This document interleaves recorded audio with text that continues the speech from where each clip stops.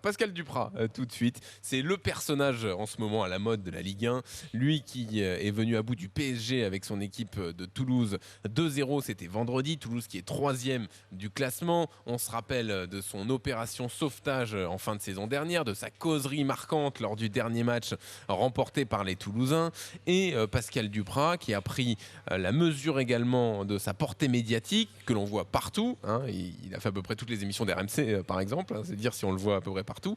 Mais du coup, c'est un personnage marquant qui ne laisse pas indifférent. Alors, je voulais vous poser la question, est-ce que selon vous, sa méthode est faite pour durer ou est-ce qu'on est face à un phénomène de mode et sa réussite n'est que passagère? Eric, on t'a déjà un peu entendu dans le Super Moscato Show, c'était ton cri de gueule oui, mais c'était général, c'était sur le discours des... Sur le personnage, quoi. Non, c'était sur le discours des entraîneurs, notamment envers nous, RMC, mais envers les médias en général, tu sais.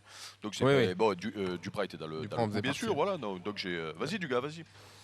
Non, mais moi je trouve que ce qui est intéressant chez Duprat, alors même si je te cache pas que le personnage est parfois compliqué à comprendre, voilà, notamment quand il était à Évian, ses coups de gueule, ses prises de bec avec les coachs d'en face, avec les arbitres, avec les joueurs, avec les journalistes, enfin bon, voilà, pas beaucoup de choses étaient sa faute, mais moi ce qui me plaît chez l'entraîneur, c'est qu'il a une méthode, voilà, et je trouve qu'il arrive dans un endroit avec des choses bien définies qu'il a envie de mettre en place, et je trouve que ça marche quand même assez bien. Ben, c'est-à-dire que par exemple, tu l'as peut-être pas entendu la semaine dernière, il nous expliquait que tous les joueurs étaient disponibles toute la journée, c'est-à-dire qu'il y avait 2 séances d'entraînement par jour, et que si il s'entraînait pas forcément 2 fois par jour, mais qu'il y avait un programme assez global sur la récupération, sur la musculation.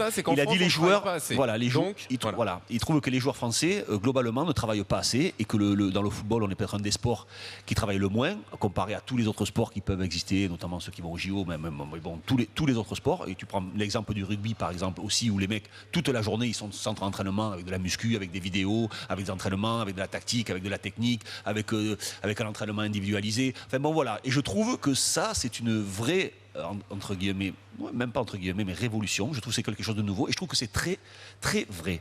Voilà, je trouve qu'on travaille beaucoup plus à l'étranger. On passe beaucoup plus de temps, alors dans des centres qui sont souvent des centres très importants. Je pense à Milanello, on a été au centre du Bayern de Munich avec un centre assez énorme où il y a tellement de choses à faire, où on s'occupe.